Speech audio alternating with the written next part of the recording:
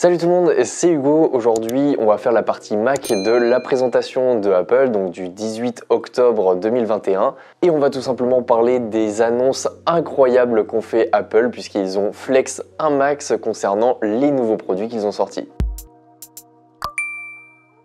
Premièrement, ils ont sorti deux nouveaux processeurs, donc un qui s'appelle le M1 Pro et l'autre qui s'appelle le M1 Max. Donc on avait déjà les puces M1 qui étaient une avancée incroyable par rapport aux processeurs Intel des précédents Mac. Et aujourd'hui, on va parler de ces deux nouveaux processeurs et de deux nouveaux produits qui en découlent. La nouvelle puce M1 Pro est capable de communiquer avec les composants à une vitesse de 200 gigabits par seconde, donc c'est juste énorme. Cette puce est deux fois plus grande qu'une puce M1, donc vous avez deux fois plus de transistors. Et Apple annonce qu'elle est 70% plus rapide que la puce M1. En tout cas en vitesse de calcul, et pour ce qui concerne la partie graphique, apparemment elle est deux fois plus rapide. La M1 Max, elle, communique avec ses composants à vitesse de 400 gigabits par seconde, soit deux fois plus que la M1 Pro. Au niveau de la taille, elle fait 1,7 fois la taille de la puce M1 Pro, donc c'est-à-dire beaucoup plus grande que la puce M1. Au niveau de la partie graphique, elle est 4 fois plus puissante et on nous dit qu'il y a une avancée extraordinaire puisque pour la même énergie dépensée, elle est capable d'être 70% plus puissante. En découle deux nouveaux produits, le MacBook Pro 14 pouces et le MacBook Pro 16 pouces. Donc c'est 14,2 et 16,2. Là, tous les pros ont été contents puisque Apple a annoncé le retour du port HDMI, de la carte SD, du port jack et de la technologie MagSafe pour les chargeurs.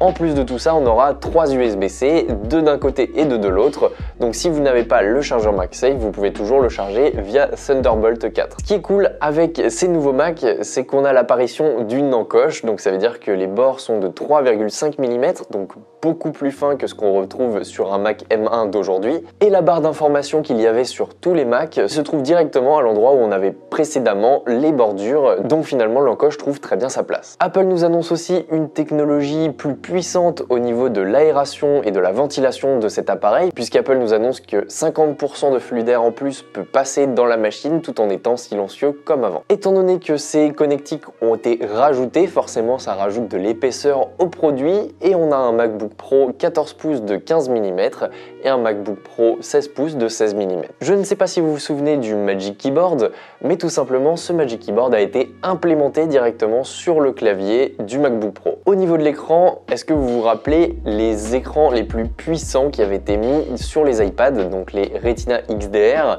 Et bah tout simplement, ils ont réussi à l'implémenter sur le dernier MacBook Pro. En plus de ça, Apple propose le ProMotion à 120 Hz, donc la dalle à taux de rafraîchissement adaptative que l'on peut retrouver sur les iPhone 13 Pro cette année. La caméra a été améliorée puisqu'on passe de 720p à 1080p et Apple a implémenté 3 micros au lieu d'un seul qui permet de capturer un son clair tout en réduisant le bruit de fond que l'on a derrière soi. Ce n'est pas la seule amélioration au niveau du son puisqu'on retrouve aussi des haut-parleurs qui ont été améliorés, qui ont 80% de basse en plus selon Apple et qui sont équipés du Spatial Audio. Donc ça va être incroyable, j'ai hâte d'écouter ça. Au final, ces MacBook Pro ont 2 fois plus de performance que le dernier Core i9, donc ce que l'on avait sur les derniers MacBook Pro. Et là, Apple a un peu flex puisqu'ils annoncent que c'est 9 fois plus rapide au niveau des graphismes que le dernier MacBook Pro i7. On a jusqu'à 64 Go de RAM sur ces machines, donc on part avec 16 Go de RAM sur la configuration de base sur le M1 Pro et sur le M1 Max, on est de base à 32 Go. Au niveau des disques durs et du stockage, on n'est pas sur des disques durs justement, on est sur des SSD et la vitesse de lecture est juste ahurissante puisqu'on atteint les 7,1 gigabits par seconde. Au niveau de la batterie, on aura 17 heures d'annonce, en tout cas en lecture vidéo, en continu pour le 14,2 pouces et pour le 16,2 pouces, on est à 21 heures de batterie. Apple nous annonce aussi qu'au niveau de la recharge, en 30 minutes, on aura 50% de rechargé. Donc ça, j'ai hâte de tester aussi. Donc ces machines sont incroyables, mais vous vous y attendez, les prix aussi sont ahurissants.